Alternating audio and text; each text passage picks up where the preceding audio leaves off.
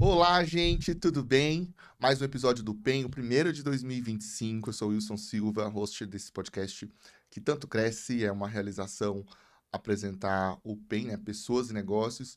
E hoje a minha convidada é a doutora Fernanda Ribeiro.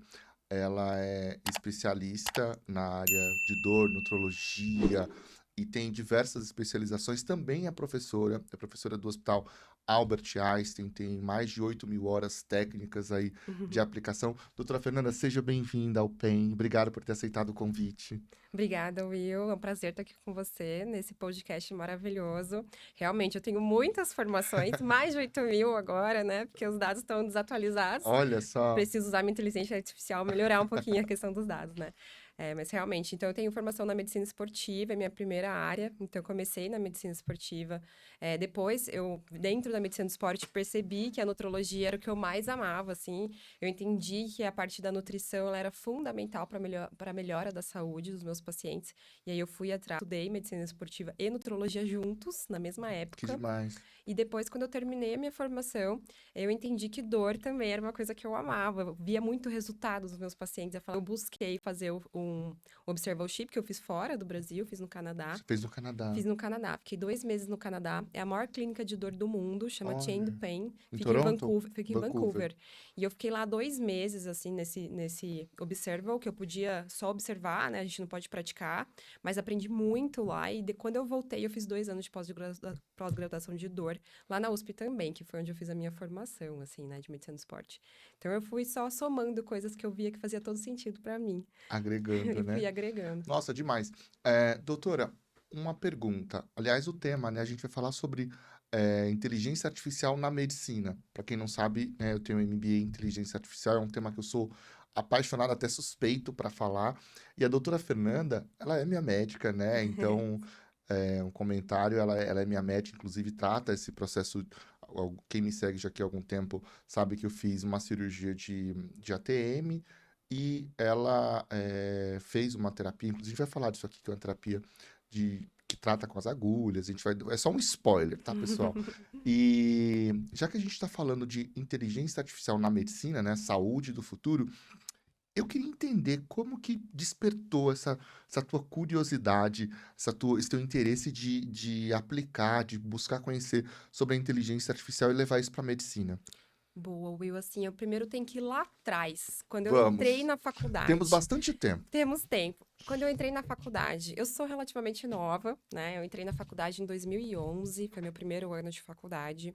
E lá na faculdade, quando eu entrei com 17 anos, e eu queria fazer neurocirurgia. Eu entrei querendo neurocirurgia. E lá no meu primeiro ano, eu observei que as pacientes morriam muito. Então, assim, eu me identificava com os pacientes, no outro dia eu ia visitá-los, eles já não estavam mais lá. E aquilo me doía Isso causa uma muito. dor pro médico, Causa né? uma dor e eu era muito nova, acho que eu não entendia aquele processo ainda, né? Só passando por ele que a gente percebia. E aí, ao longo da faculdade, eu sempre fiz muito esporte, eu fui atleta de handball. Só um É, parênteses, a minha sobrinha é enfermeira. Então ela voltava para casa, ela chorava, porque, o paciente tá, minha filha, você vai ter que. Ou então você vai ter que escolher outra profissão. Porque... Exatamente. Mas você sabe que a gente também ouve muito isso? Olha, você tem que se acostumar. Como se acostumar fosse uma palavra que realmente É, acontecesse, é, né? A é, gente, é. a gente entende que isso é um processo dentro da nossa profissão, mas foi o que foi disruptivo para mim. Eu não queria me acostumar com aquilo.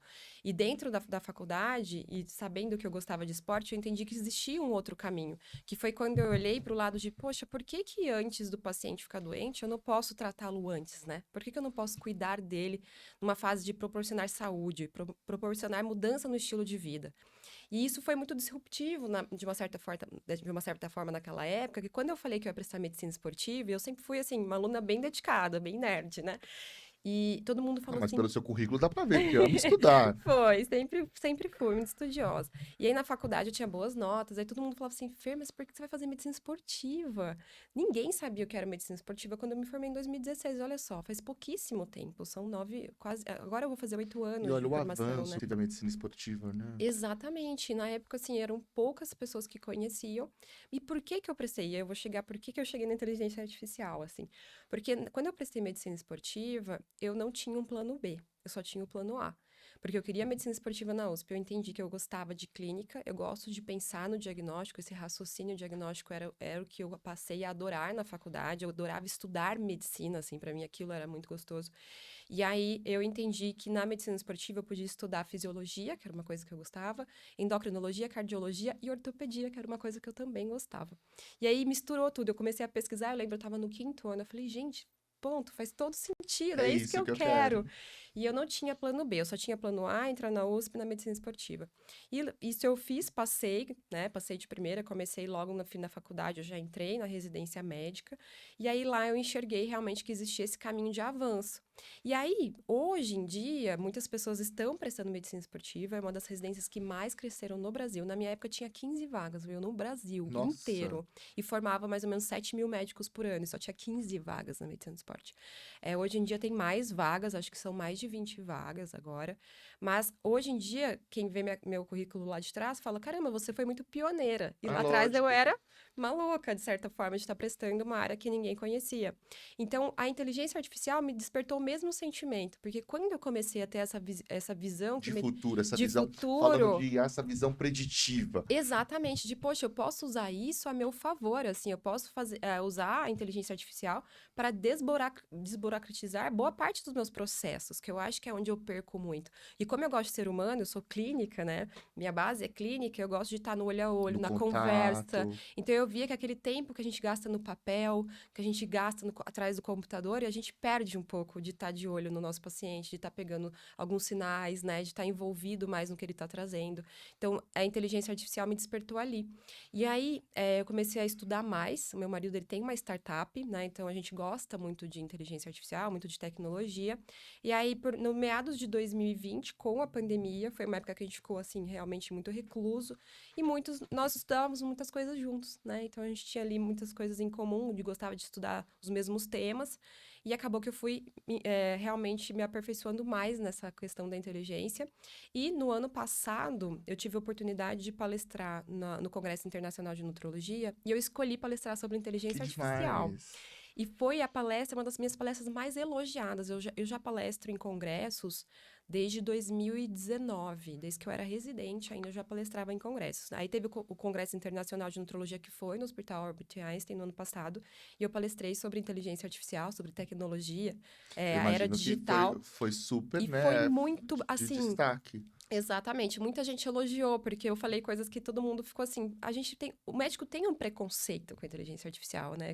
Mas hoje ainda existe. Para quem não Sim. conhece, existe um preconceito tipo, ah, faz aí na IA, porque mas não é assim, faz aí na IA. Uhum. É algo que, tipo, você precisa ter a IA como um parceiro. Exatamente, uma Alguém que uma ferramenta de uso. ferramenta de uso e que Uhum. vai te ajudar. Eu falo por mim mesmo, né? Eu tenho agência de marketing, e a gente estava falando agora há pouco. Eu consigo ser muito mais produtivo no meu dia a dia e ter esse contato, que nem você, esse contato humano com meus clientes de conversar, interagir, falar de estratégia e deixar a parte operacional, boa parte, né, desse trabalho com a IA. Eu acho que isso é um caminho que é sem volta, na verdade. Exatamente. E muitos médicos temiam, na verdade, a A substituição, né? substituição. E não é verdade, assim, a inteligência artificial não vai substituir o papel do médico, principalmente porque a gente tem que olhar um ponto também, que a gente está falando de um local de negócios, né?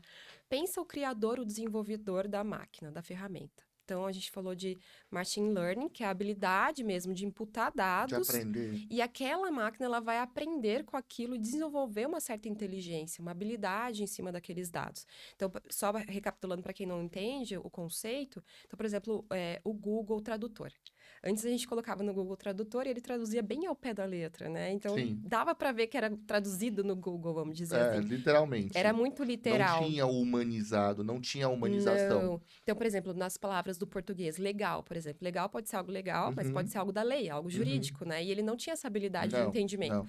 Hoje, Zero. quando você joga a tradução dentro de uma inteligência artificial, não, ela vai ter toda a habilidade de entendimento De do perceber contexto, aquilo. porque foi colocado dados e ela foi também analisando aqueles dados. Opa, nesse contexto legal é isso, nesse outro contexto legal tem esse outro significado. Então, quando a gente entende que a gente pode utilizar a inteligência artificial exatamente para isso, para processos, né? Então a gente melhora o nosso negócio também, né? Como médico, assim, como também. médico. Exatamente. Não, isso é fantástico. Agora, falando disso, a gente vê hoje vários equipamentos, inclusive a China está muito avançada nisso, Uhum. né? Em relação até mesmo de você ir ao banheiro e você já ter precisões ali com base naqueles dados diagnósticos. Isso está avançando muito, né? A China está sendo pioneira, eu acompanho bastante. Mas tem surgido muitos wearables device Exatamente. indo por essa linha. Qual que é a sua visão? O que que você compartilha em relação ao tema? Eu sou suspeita porque eu amo, Você adoro, ama? amo, são os dispositivos vestíveis, Já quero várias dicas de várias quantos. dicas de onde eu posso investir, né? Então, os wearable devices são bem legais. Tem uma reportagem da Times, que é de 2014, Will, que era uma primeira foto do Apple Watch, assim, e aí aparecia, era uma foto de um punho, assim, com os desenhos tecnológicos no punho. E a chamada era em questão de como antes, né, antigamente, a gente tinha que colocar os dados, né? A gente tinha que imputar dados. E agora não, os dados são lidos sobre nós, Sobre nós. né? Então, ele, antes, para nós estarmos conectados, a gente tinha que digitar no celular ou digitar no computador. Sim, Agora para não. criar o histórico. Nosso corpo inteiro está online. Esse era o tema da matéria, entendeu? Que a gente colocava o nosso corpo online. Porque todos os nossos dados estavam disponíveis Eu me online. lembro do exame de pressão Exato. antigamente, que você tinha que anotar Aham. Para para levar levar para para o o teu médico o médico. histórico. E hoje você Uhum. não precisa, porque você coloca lá, ele já te traz todo o histórico. Exatamente. Então, olha só, em 2014, se a gente for pensar, é tão pouco tempo, né? Acabamos de completar 10 anos dessa notícia, vamos dizer assim. E quanto hoje os dispositivos são ferramentas muito úteis, principalmente dentro do meu consultório de medicina esportiva e nutrologia, porque quando eu te vejo por 1 hora e 20, 1 hora e meia que dure a consulta, eu vou ter uma informação sua. A partir do momento que o seu relógio me traz as suas informações, eu tenho a tua informação de todo o teu tempo, entendeu? Como que você dorme, como que você treina, como que tá os seus batimentos cardíacos, como que tá a sua resposta ao teu dia, tua recuperação, teu nível de estresse. Então, para nós médicos, isso é uma ferramenta super interessante. Se o médico sabe pegar esse dispositivo E usar a e favor. usá-lo a favor, interpretar o que tá ali, porque tem muita gente que tem o relógio e não sabe usar. Né? Mas mesmo não sabendo usar, ele tá ali, registrando informações. Então, se a habilidade do médico consegue pegar essas informações e trazer para a realidade dentro do consultório, a gente consegue identificar múltiplas coisas, Will. Então, eu gosto muito desses dispositivos que estão avançando muito na medicina esportiva. E você vê que é um caminho sem volta. É um caminho sem volta. Hoje existe até lente de contato que faz É análise mesmo. assim, da secreção dos olhos. Então, assim, tá evoluindo de uma maneira, assim, surreal, né? Então, dispositivos cada vez mais complexos e menores que podem ser utilizados de diferentes ferramentas. Então, dentro da medicina esportiva, eu trabalhei com a Seleção Brasileira de Futebol Feminino, eu tive essa oportunidade na minha carreira. E no futebol, Will, eles usam... Não sei se vocês já viram, jogadores muitas vezes tiram a camiseta no fim do jogo, eles estão como se fosse com um top de ginástica, Já. mesmo Eu ia sendo até, eu ia até te homens. perguntar isso, Fê. Como que esses dispositivos podem ajudar, por exemplo, na medicina esportiva, evitar lesões, evitar esse tipo de ocorrência, Sim, que é com típico certeza. Tanto para o atleta quanto para o praticante de exercício. Porque a medicina do esporte, a gente tem essa visão que é para o atleta. Mas o nome é medicina do exercício e do do esporte. Então, é para esporte. quem faz exercício e para quem faz esporte. Então, dentro do esporte, esses pacientes que estão com o top de ginástica, eles estão com um dispositivo nesse top. Esse top serve para sustentar o dispositivo, que é um GPS. Esse GPS vai marcar o quanto ele correu, como ele se deslocou no campo, quanto que foi a frequência cardíaca dele, como que foi a taxa de suor, como que foi todas essas múltiplas informações. Aí o fisiologista, ele capta essas informações, analisa os dados, porque esse ponto é importante, né? Que não é Uhum. só ter os dados, Lógico, tem que é toda a analisar. análise, e ele vai conseguir entender como é que ele está respondendo dentro do treinamento. Então, por exemplo, você perguntou sobre lesões. Se eu consigo entender que aquele paciente, aquele jogador ou aquela praticante de exercício físico, ele tem um comportamento ao longo do treino.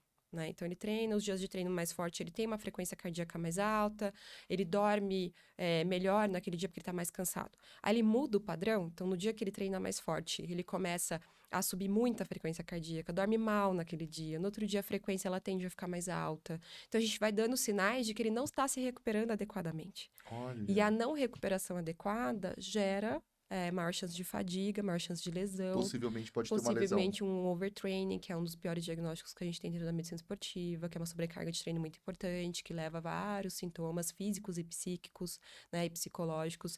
Então, assim, se a gente sabe ler os dados, a gente consegue captar isso antes. Esse é o ponto, Olha, né? esse é o ponto. Na verdade, é usar a informação a seu favor, né? A Sim, gente usar toda exatamente. essa base de dados que existe.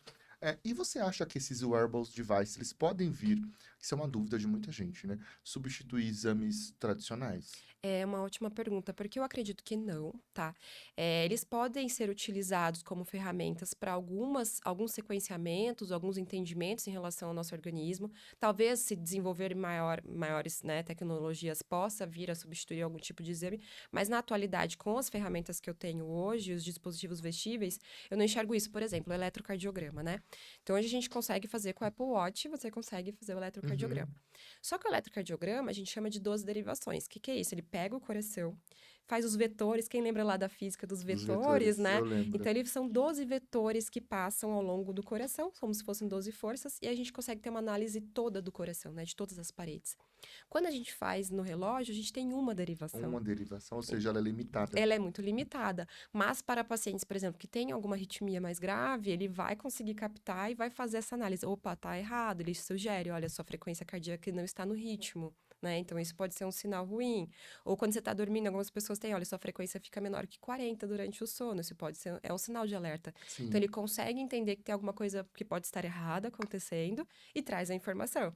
Mas não necessariamente isso vai ser um Tem que ser levado ao diagnóstico, pé da né? letra como diagnóstico. Exatamente. Falando nisso, que dicas, né? Até porque o público que assiste o PEN assiste porque gosta muito de insights, seja de negócios, tecnologia, marketing, inovação. Que dicas você daria de aplicativos que você indicaria para essas pessoas em relação à nutrologia? Ah, tem muito aplicativo legal que dá E para vai aparecer aqui, tá? Essa professora é maravilhosa. Eles vão colocar aqui no vídeo depois, quando você Coloquem, estiver assistindo. coloquem. Tem alguns aplicativos que eu gosto muito de usar com os meus pacientes, que são os contadores de caloria, por exemplo. Então, Uhum. hoje, muitas vezes, né, a gente acaba ganhando peso, ficando Nem me desconfortável com o fale. peso, e uma das coisas que a gente tem que fazer é cuidar da nossa alimentação. Boa parte dos pacientes que vêm para mim são por emagrecimento, né, é uma das buscas deles.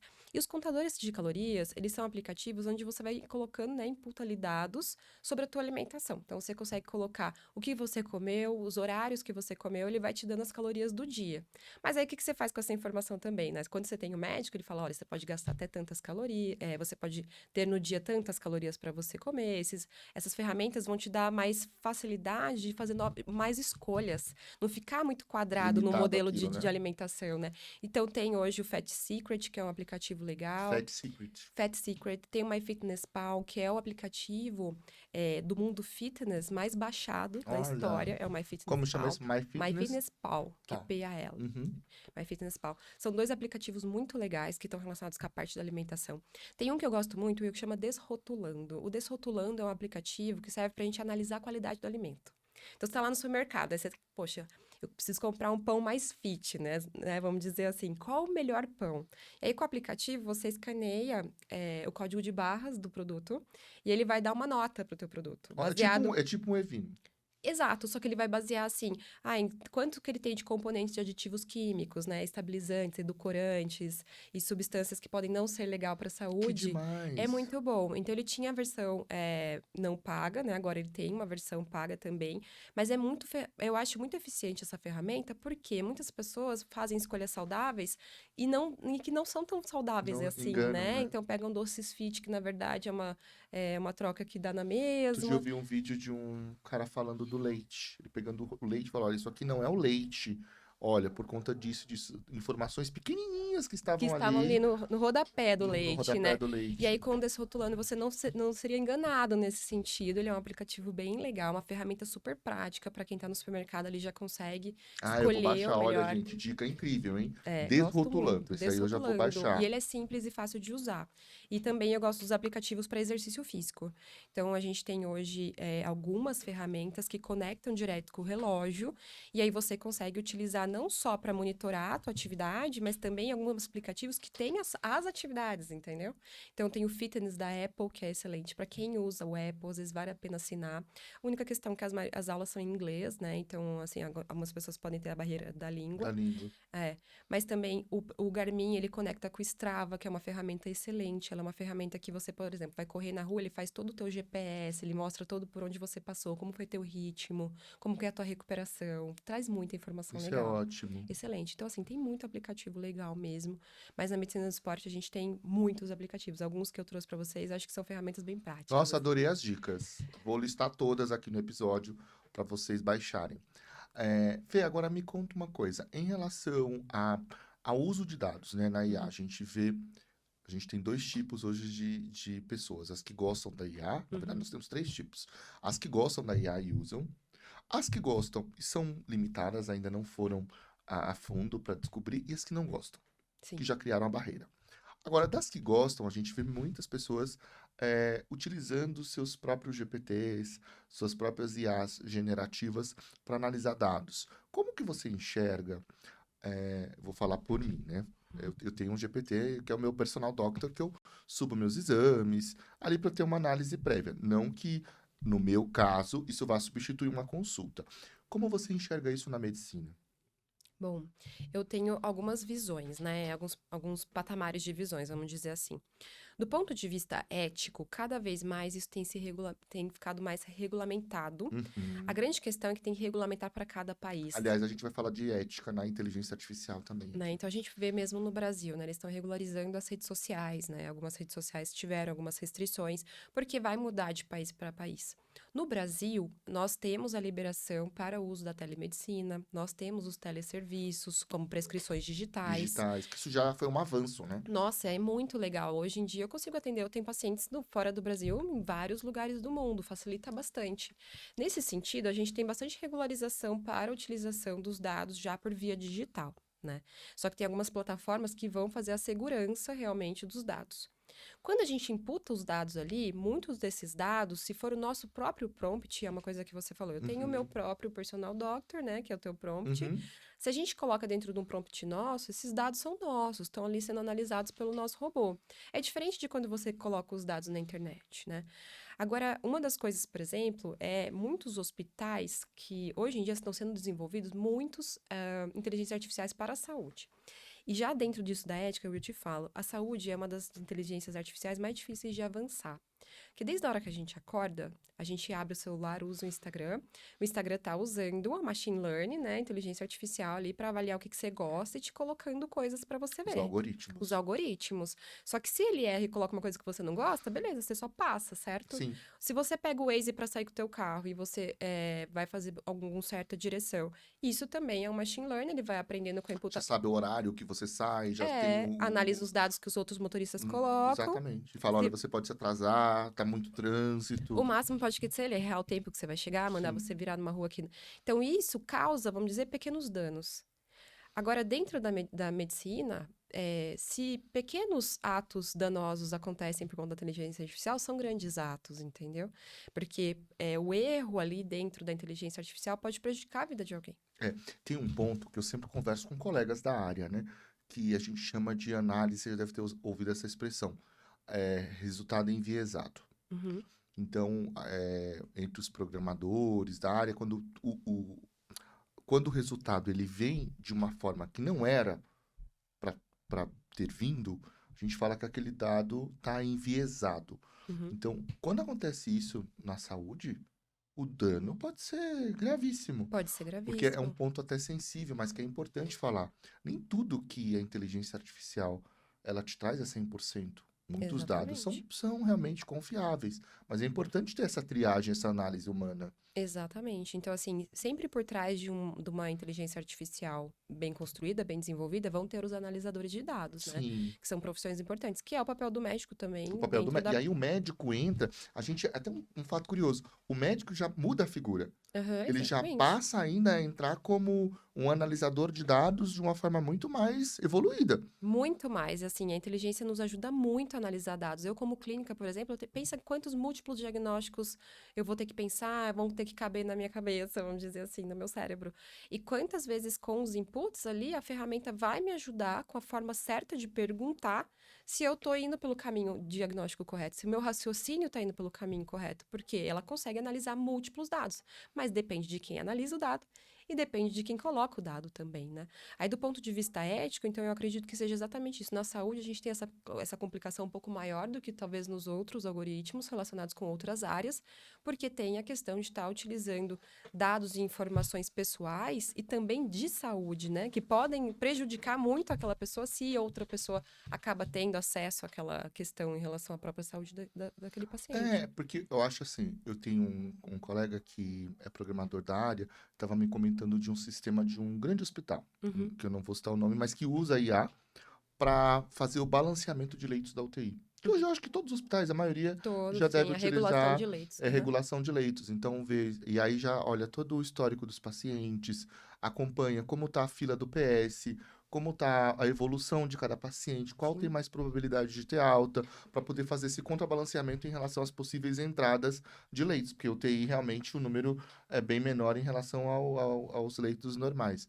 Então, nesse tipo de análise, aí é muito essencial, na com verdade, né? certeza. Essencial ali, eu diria que crucial. Com certeza. Por exemplo, eu vou te dar um exemplo. Fiquei doente uns meses atrás e passei no pronto atendimento do Sírio. E lá eu cheguei e tinha um painel com o tempo mais ou menos previsto para eu ser Uhum, uhum. atendida. Aquilo é É fantástico, não existia isso maravilhoso antes, Will, e realmente bateu certinho. Então você já se programa. para O aquilo. quanto mais confortável não é esperar sabendo o tempo que vai demorar. E é exatamente gerenciamento disso, né? Gerenciamento de equipe, saber quantos profissionais estão ocupados naquele momento, quanto tempo está levando cada atendimento. Isso é dados, né? Mas a questão é que muitos hospitais podem ter dados vazados extremamente importantes, né? Que vão ser relacionados à saúde. Então, não só a questão do que é colocado de dados, mas como isso é protegido. Então, a segurança dos dados hoje é uma das coisas mais importantes Não, é existentes. LGPD e até assim, para questão de faturamento mesmo. Existe esse tipo de análise, por exemplo, paciente que passou há 3 meses e qual a probabilidade que esse paciente tem de voltar para passar no consultório e fazer aqueles exames e que tipo de exames e já prever o faturamento do mês Exatamente. com base Com naquilo. base naquilo. Com base naquilo. Então, hoje, né, esse avanço tem contribuído bastante para isso.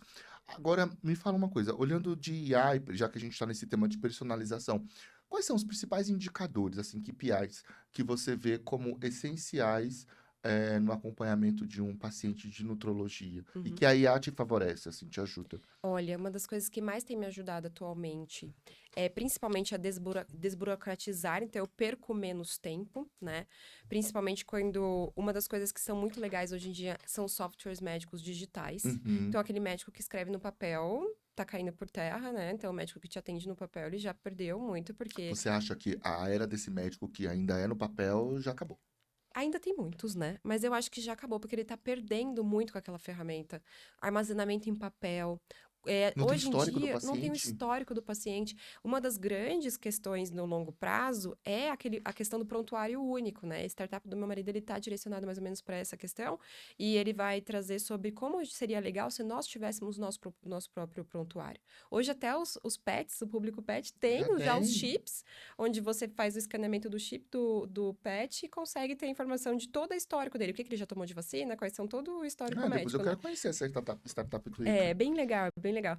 E uma das coisas dentro que é um software médico também, uma das coisas é exatamente isso, né? De conseguir ter um histórico único teu, quando você vai no próximo médico, ele pergunta, o que que você usa de medicação? E você fica, ai, doutor, eu não lembro. Mas se você tem o prontuário, ele vai saber por que que o outro médico colocou, qual que é a medicação, o que que já foi teu histórico de saúde antes. Então, imagina que legal, né? É um facilitador. Um facilitador, ou aquele paciente que muitas vezes o que são barreiras pra gente dentro do atendimento é o que o paciente tá usando, ele não lembra, não tá lá, ele não sabe É como se dizer. fosse como chama o aplicativo do SUS de vacina? O ESUS? Que você acompanha ali as vacinas. Eu imagino que. Quantas cadernetas de vacinação eu perdi? Ah, eu perdi Então, e muitas. com o aplicativo agora a gente não perde, porque tem ali tudo, todo o teu acompanhamento. Exatamente, e o médico nunca te conhece do zero. Porque toda vez que você vai a um novo médico, ele tem que conhecer você a partir do nada, né? Das suas próprias Então, informações e o que você lembra. E aqueles exames, talvez alguns que você leve, né? Então, acho que, assim, isso do software e padronização de software também é muito importante dentro da medicina e dentro da nutrologia, mas também dentro da medicina do esporte e também nas outras áreas. Outra ferramenta que é muito simples atualmente para nós que moramos em São Paulo, mas que nem todo mundo tem, que são os exames digitais, meu. Porque hoje em dia você faz teus exames, você recebe digitalmente, você me manda teu fica tudo PDF, no eu analiso, te aplicativo. respondo e acabou, entendeu? É. Muito prático. Na cidade do interior onde meus pais moram, ainda não tem. Ainda não é. Não, eles têm que ir lá É que é uma buscar no realidade que a papel. gente não A convive, gente né? nem convive. Então, assim, olha só que pequeno ato, né? Talvez, assim, que a gente enxerga aqui em São Sim, Paulo, sim. que é tão grandioso. Então, hoje, por exemplo, se você faz uma ressonância, eu abro a tua ressonância, eu vejo as imagens, eu vejo o laudo, eu vejo quem laudou, eu ligo pro médico, falo com ele, olha, eu vi que você laudou o exame do meu paciente por causa disso, disso, disso, e discuto aquele exame. tá? Ou seja, o avanço O que você avanço. teve, que a E, medicina e teve. aparentemente simples, né? Outras coisas que eu acho que é importante é, por exemplo, hoje nós estamos diante muito aqui em São Paulo, a gente usa muito convênio médico, né? Uhum. Então, os pacientes eles conseguem reembolsar boa parte dos procedimentos, e uma das coisas que o convênio exige são relatórios. E esses relatórios tomam muito tempo do médico. Na Então, verdade, os convênios são cada vez mais cada burocráticos em vez mais relação a isso. burocráticos, mais difícil, é um direito do paciente, mas eles estão dificultando o direito, né? Sim. E aí, uma das coisas que nós temos que fazer são os relatórios. Então, os relatórios, quando a gente coloca as informações, ele já faz a construção do texto, né? Então, assim, eu acho que a ferramenta, o saber usar, por exemplo, o chat GPT para isso é fantástico. Eu ganho muito tempo. Eu coloco, olha, eu quero que você... eu vou prescrever um ferro para o meu paciente, vou dar um exemplo, né? Um ferro parenteral, que é o ferro injetável. Alguns pacientes têm direito à utilização, não é barato, né? O ferro inject, por exemplo, é um ferro que vai custar aí perto de R$ 1.000, e ele tem direito de fazer pelo plano de saúde. Mas para isso eu tenho que justificar para o plano Você por tem que quê. construir a causa, Exatamente, por quê, né? Então eu a tenho que. Por justificativa. que que esse meu paciente deveria usar este tipo de ferro e não um outro ferro oral que na farmácia custa R$ 50? E aí, eu posso fazer isso colocando, olha, segundo esses artigos, esse paciente precisa disso, disso, disso, monte um texto para mim, ele monta o texto, você corrige, e você rapidamente tem um texto que talvez você levaria aí 2, 3 horas Duas, para 3 horas montar, para fazer. entendeu? E pensa isso num grande volume, né? É que eu falo, a gente, eu falo como o usuário e você também Uhum, diário da IA. Nós nos tornamos muito mais produtivos com certeza. com a inteligência artificial. Então, assim, eu falo para quem está ouvindo, esqueça essa barreira que a IA vai substituir, que a IA vai atrapalhar, que a IA... Isso não existe. Na verdade, vai substituir quem não usa.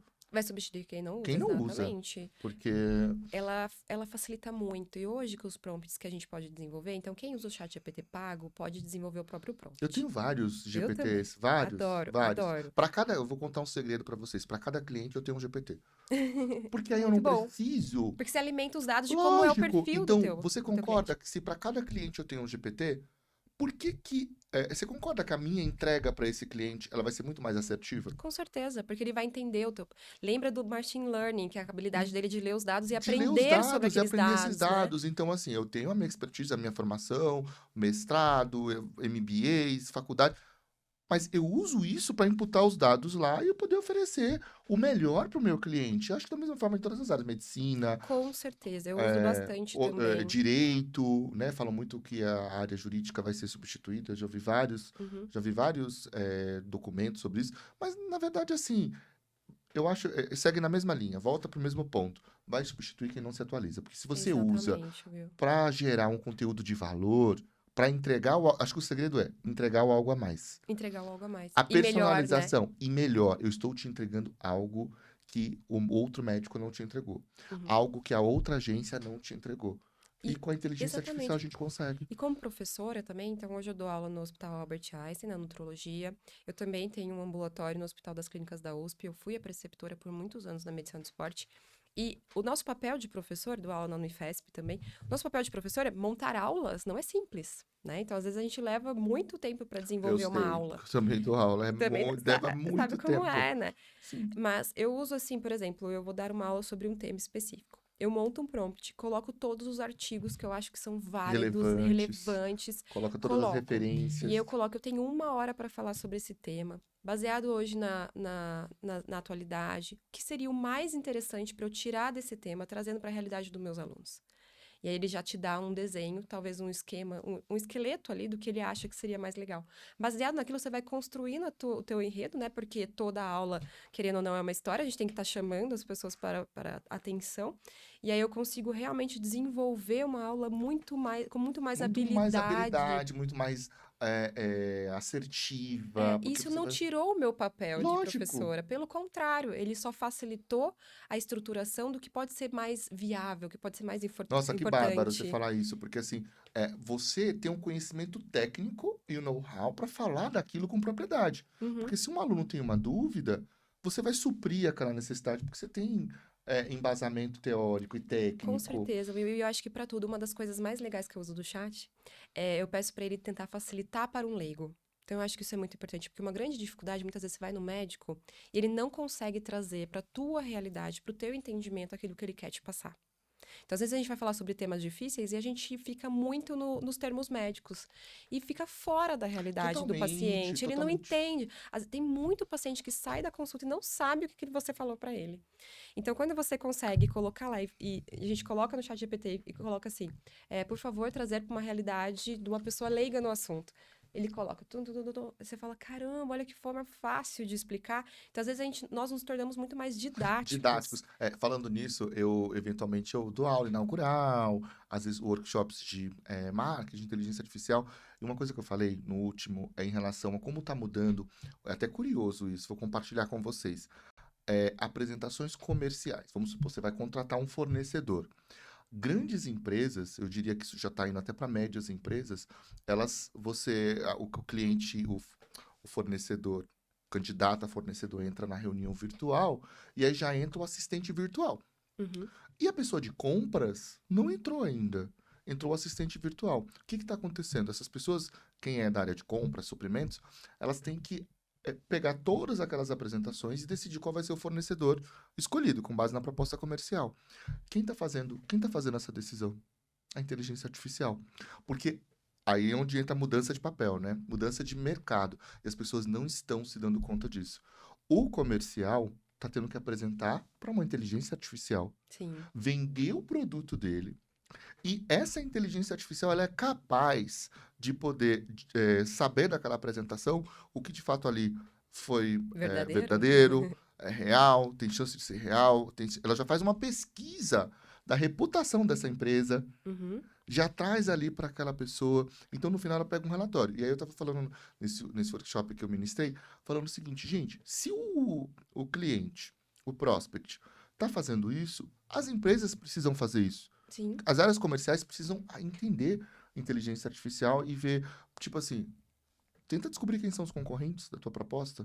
E aí pede para a inteligência artificial analisar todas as fraquezas desses Sim, com concorrentes. certeza. Para na sua apresentação você bater em Chegar cima fortalecido disso. também. Você chegar fortalecido. Então, gente, tudo tem um ponto positivo em relação a IA. Só que assim, as pessoas eu vejo que olham muito mais dificuldade. Com certeza. A IA veio para facilitar o nosso conhecimento.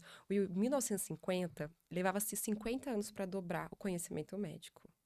Em 1970, levava mais ou menos 10 anos. Quando eu entrei na faculdade, que era 2011, era 3 anos e meio. Sabe quanto que é agora, viu? Quanto? 2 meses e meio. Olha isso. Como que a gente acompanha? É Não muito tem rápido. como. É igual no marketing. Todo dia eu tenho informação nova, todo dia eu tenho conhecimento novo. Não tem A como a gente IA, não tem acompanhar. como. Se a gente não consegue ter alguém que consegue fazer a leitura e extrair o que é mais importante pra gente e facilitar a nossa vida, a gente não consegue Não acompanhar a consegue. evolução É das muita coisa. coisas. É muita E a coisa. área médica é uma área muito ampla. E olha, eu tenho 3 especialidades. Imagina, só eu já tenho 3 para lidar, né? Fora as demandas que vão aparecendo. Então, como que a gente consegue fazer com que a gente amplifique o nosso conhecimento e direcione e foque o conhecimento? É com a ajuda da inteligência Com a ajuda artificial. da inteligência artificial. Para mim é um facilitador, assim, eu não vejo. Agora, Fê, me fala uma coisa. Já que a gente falou tanto de benefícios, o uso da IA, que aliás o bate-papo tá ótimo, mas o relógio voa aqui, eu tô É olhando pro verdade. É, teve algum caso de algum paciente seu que você tratou com o uso da IA, e isso te chamou a atenção como um case? Olha, eu nunca usei para um tratamento, Tá. assim, tá? Eu nunca, tipo, direcionei para a inteligência artificial o que fazer, vamos dizer assim. Então, não teve esse caso. Mas teve algumas coisas que ele me tirou, assim, um mês, eu acho que eu levaria para fazer uma descoberta do que eu descobri utilizando Sério? inteligência artificial. E eu vou só relembrar, passando, pincelando, assim. Eu trabalho com medicina do esporte. Algumas pessoas fazem provas em montanha. E essas provas em montanha, muitas vezes, são em lugares de grande altitude. Sim. E tem uma medicação que a gente coloca para que eles consigam melhorar do mal da altitude. Quem já foi sabe como é desconfortável ficar numa região onde o oxigênio é muito menor. Ainda mais você ir lá para competir, fazer uma prova de competição. E tem uma medicação que a gente usa, que é a cetazolamida, é uma medicação que vai diminuir esse mal de montanha. Inclusive, diminui, assim, um pouco as chances de dar sintomas graves relacionados ao mal de montanha. E aí eu estava estudando para montar uma aula e eu me atentei a uma ação da droga, sabe? Que uma das ações dela, onde ela age dentro da hemácia, que eu nunca teria ser atentado. Não, assim, eu joguei lá e falei, mas se essa droga é utilizada para baixa quantidade de oxigênio, qual que é a funcionalidade dela na hemácia? Ela foi me trazendo. Se eu fosse buscar essa informação no livro, eu ia levar, eu acho que pelo menos uns 20 Para dias para eu terminar a conseguir ter pesquisa. construído a linha de raciocínio, Olha só. sabe? Então, assim, eu acho que isso também da inteligência artificial, não é que a gente vai lá buscar o que que a gente vai fazer para o nosso paciente, não é isso, né? O que a gente vai colocar lá é, poxa, diante disso. E quando você fadiga possibilidades, assim, da tua cabeça, eu já não sei mais como sair desse ponto. Eu já investiguei tudo isso no meu paciente e ainda não consigo. Elucida mais possibilidades, por exemplo. Então, assim, eu já pensei nisso, nisso, nisso, nisso. Me dê mais possibilidades. E Possibilidades. ele vai te abrir mais possibilidades, mas você, dentro da tua habilidade, vai ter que ver qual que faz mais sentido. Então, eu acho que, assim, a gente pode usar exatamente para isso, para ampliar a nossa inteligência, nossa capacidade de visualizar o que pode ser a verdade, sabe? Não que a gente busque o tratamento, É, especificamente. Nossa, muito bom o exemplo que você deu, porque é exatamente isso, é trazer isso como benefício Uhum. para agilizar, acelerar processos que você levaria um tempo Muito gigantesco. tempo, um tempo gigantesco. Aí eu falei, nossa, que maravilha. Sabe aquela hora que você fala, ChatGPT, obrigado? Obrigado. Dá aquela Eu tenho agradecida. vários, assim, durante o Tenho dia. vários, vários.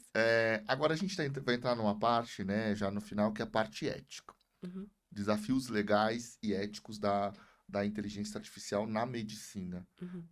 Como que você percebe isso hoje no Brasil? Olha, Will, tem um grupo na USP que eles têm um laboratório só de inteligência artificial, é pioneiro, com o Alexandre, que é o responsável pelo laboratório. E eles têm tido muitos embates e falam muito sobre os embates, porque o Brasil tem muita resistência para muita coisa nova, né? A gente sabe que isso acontece, assim, tem uma influência política em relação a tudo também, a própria capacidade de desenvolvimento Fica ético limitada, né? fica limitado.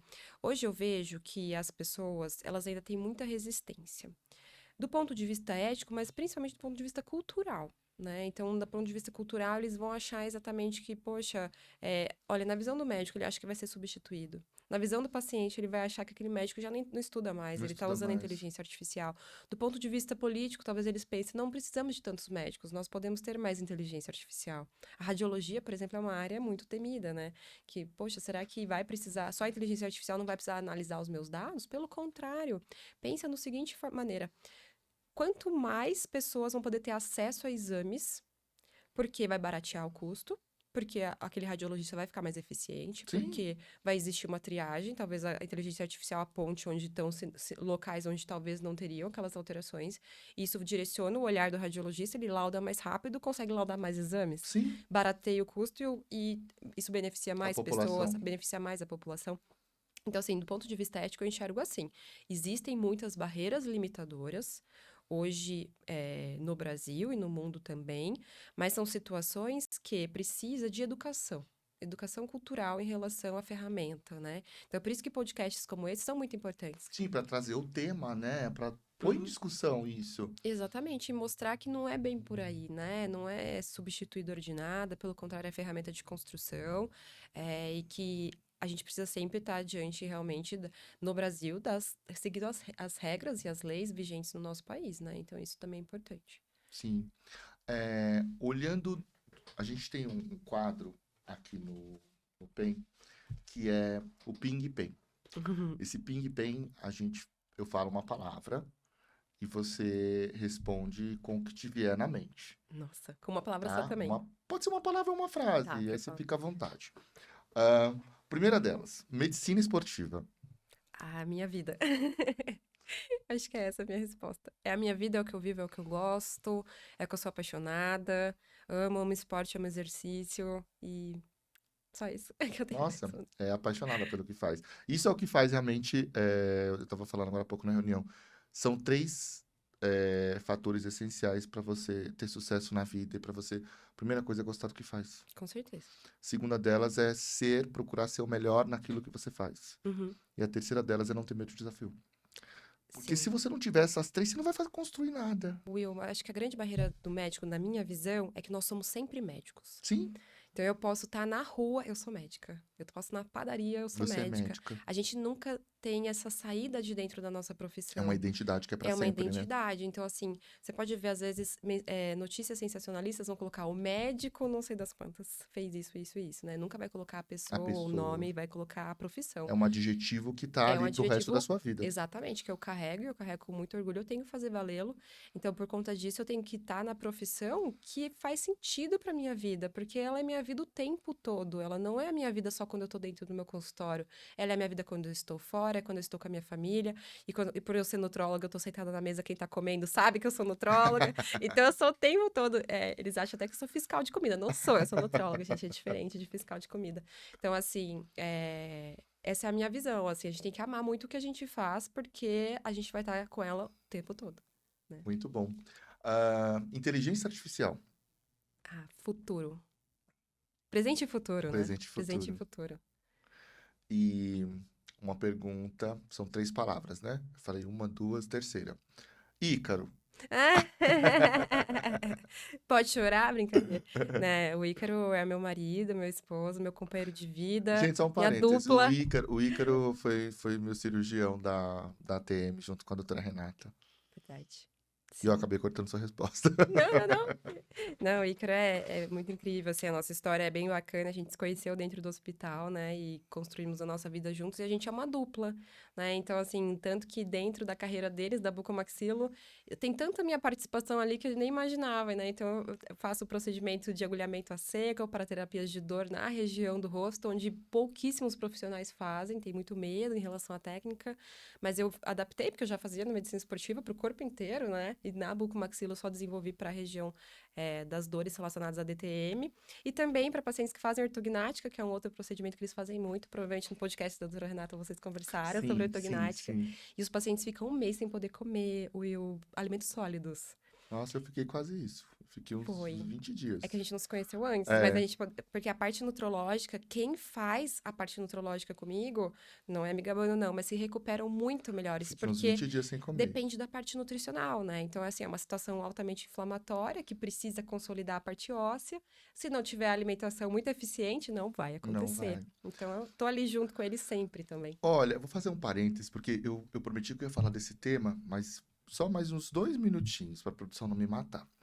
É, esse tratamento das agulhas, que é algo que, assim, muita gente, quando eu falo que eu tô fazendo um agulhamento, as pessoas não entendem e falam assim, nossa, mas você tá fazendo acupuntura? Eu falei, não, não é acupuntura, é diferente. E aí eu tenho te explicado o meu jeito, e as pessoas falam, nossa, mas deve doer muito. Explica para quem não entende como que é esse tratamento com agulhas que Uhum, você faz. Aliás, assim, é perfeito. Eu super recomendo. Eu falo como paciente. Uma frase que a gente sempre escuta, fala, é tirar a dor com a mão. exatamente. Literalmente. E é engraçado porque um dos termos populares é de graça nem injeção na testa, É. nem injeção na testa. E né? São agulhinhas que a gente coloca na Nossa, eu tomo região do rosto. várias injeções. Várias injeções. Tem o Botox também, que vale a pena também, né? Porque, assim, o agulhamento a seco, ele é uma técnica que foi desenvolvida no oriental, só que ela foi adaptada, né, pelo ocidente. Então, o que acontece são agulhas, não tem nada que é colocado. É a mesma agulha da acupuntura, é uma agulha fina, não tem nada injetado. A diferença que nós estudamos aqui é o que acontece quando coloca a agulha.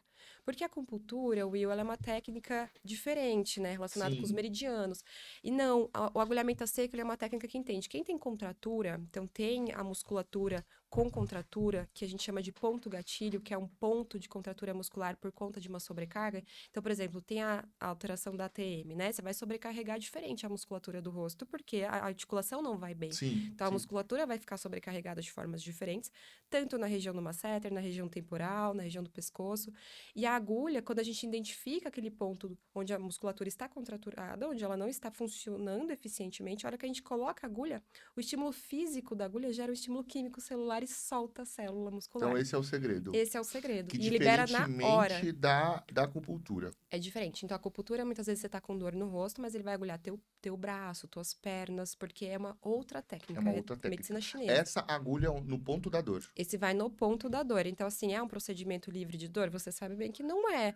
Ele é dolorido, mas é Mas vale a pena. diferente, né? Mas vale a Porque pena. você entra com muita dor, já sai sem dor no fim do procedimento, você sai desconfortável, dolorido, porque sentiu que colocou a agulha, mas a dor é completamente Não, uma dor é diferente. diferente e vale a pena Sim, eu recomendo 100%. E pouquíssimas pessoas conhecem, Will. Geralmente chegam pra gente quando os pacientes já não estão desesperados, assim, porque já foram em tudo quanto profissionais, tem dor há muitos anos, E isso vale zumbido para no qualquer ouvido, parte do corpo? qualquer parte que seja terapia Gente, muscular. assim, olha, eu vou falar como paciente.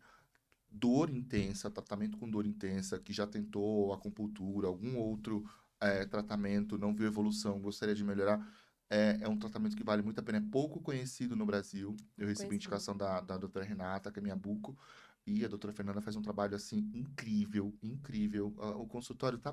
O Instagram da doutora Fernanda tá aparecendo aqui na tela para vocês. É, ela sempre posta dicas no Instagram, lá tem o link na bio dela com os contatos da clínica, ela atende Na Avenida na Avenida Paulista, Paulista, ali no prédio do Shopping Center Center 3. 3, então é um acesso fácil ali para todo mundo e vale muito a pena, assim, eu super recomendo. Exatamente, porque viver com dor não é normal. As pessoas que vivem com dor, elas falam que elas aceitam e se adaptam a viver com dor, mas viver E não com dor não pode, pode. porque fica refém de remédios, né? Exatamente. E a dor, ela mexe muito com a parte psicológica e emocional. Então, as pessoas, elas já vêm muito fragilizadas do ponto de vista emocional quando estão há muito tempo com a dor. Então, o tratamento, ele não melhora só a sua saúde física, ele também melhora a sua saúde mental Qualidade de e vida, qualidade né? de vida, com Qualidade de certeza. vida. Gente, olha, eu amei esse episódio. Estamos começando 2025 aí Pé com o pé direito. direito, né? Vai estar disponível tanto aqui no YouTube, mas também no Spotify. E para novos assinantes, não deixem de assinar o PEN, né? Tanto aqui no YouTube, como quem está ouvindo pelo Spotify. Acompanhe os cortes que eu vou publicar, tanto no meu Instagram, que também está aparecendo aqui, que é o Wilson Silva _MKT, no PEN Pessoas e Negócios, e da doutora Fernanda, que também está aparecendo aqui no Instagram. Então não deixem de seguir, curtir, compartilhar o conteúdo. O PEN é isso, gente. Fala de pessoas e negócios. Não existe negócio sem pessoas e Não. não existem pessoas sem negócio. Então uma coisa tá ligada à outra. Doutora Fernanda, muito obrigado por ter aceitado o convite. Eu amei o Imagina, Will, foi um episódio. prazer. Eu amei estar aqui com você. Eu adoro falar, deu pra Vai perceber, né? voltar mais Ah, vezes vai esse ser, seria ano. muito feliz se eu voltasse. Realmente, pode me convidar que eu venho. Eu adoro falar sobre inteligência artificial e múltiplos temas também. Eu gosto de conversa, eu gosto disso, assim, de trazer, esclarecer também muitas coisas para as outras pessoas, né, que podem muitas vezes, com um pouquinho que elas veem aqui, abrir a mente dela para tanta novidade, para tanta coisa que elas podem se beneficiar. E uma delas é, gente, começa a treinar no chat GPT um pouquinho. É, Porque depende do como você põe a tua pergunta lá. Lê um pouquinho sobre o assunto, usa para ferramentas do seu dia a dia, busca receitas. Olha, para receitas, Will, é é fantástico. Eu nunca fantástico. usei para receita. Olha, uma dica que eu vou dar que eu não dei aqui, rapidinho, vocês colocam no final. Hoje o ChatGPT você pode pôr foto, né? Então você pode tirar foto do teu prato, manda para ele, pede para ele contar as calorias do teu prato, ele sabe o quanto que tem lá, ele Olha que demais. conta. É muito legal. Muito bom. Gente, faz chamada de vídeo, só para vocês terem uma ideia. Tem um vídeo meu que eu publiquei que ele faz chamada de vídeo. Então eu converso aqui com ele e eu perguntei, eu tenho um quadro na minha casa, eu pedi para ele, olha, analisa esse quadro para mim. E ele deu a descrição certinha do quadro. Então eu trato ele como um amigo, na Isso, verdade. Oi, tudo bem? Tudo bem, Wilson. Obrigado, tudo bem. Foi somente isso hoje? é somente isso. Hoje estou Entendeu? insatisfeito com você, ele fica e não fica insatisfeito.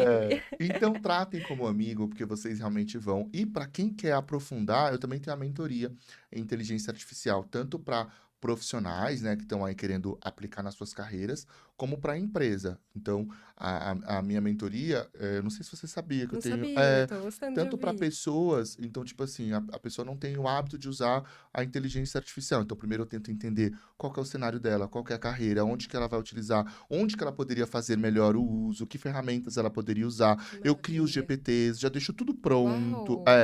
Então é uma consultoria assim fantástica para quem está assistindo, é só me chamar no direct, eu passo todos os detalhes. E para a empresa já é diferente, porque depende do perfil do negócio. Muitas vezes a Sim, empresa nem sabe. Eu falo o seguinte, que tudo que tem dado, tudo que tem sistema e que mesmo que o sistema não converse com o outro pode ser automatizado. com certeza. Tudo Aquilo que amarra na tua empresa tem solução. tem solução. Então, assim, uma das coisas que eu mais faço é colocar sistemas para conversarem através de machine learning, deep learning, e isso Legal. facilita muito o dia a dia das empresas, automatiza processo, reduz custo. Não reduz custo, não simplesmente porque reduziu pessoas, não é isso. Estou falando de otimizar processos, de otimizar resultados, né? De você ter poder de decisão de uma forma muito mais rápida. Então, eu tenho essa mentoria que é algo que eu amo, de paixão, eu amo Fantástico, Will. fazer, Muito legal. entrar na realidade da pessoa, na realidade do negócio, e assim, clientes super satisfeitos com o trabalho, assim. É Perfeito. algo que é essencial, né? Com certeza, e todas as áreas se beneficiam, não tem área que não se beneficie, com certeza disso. Sim. Gente, obrigado. Nos vemos no próximo episódio do PEN. Até a próxima. Obrigado, doutora Imagina, Fernanda. Tchau, obrigada, foi um tchau. prazer.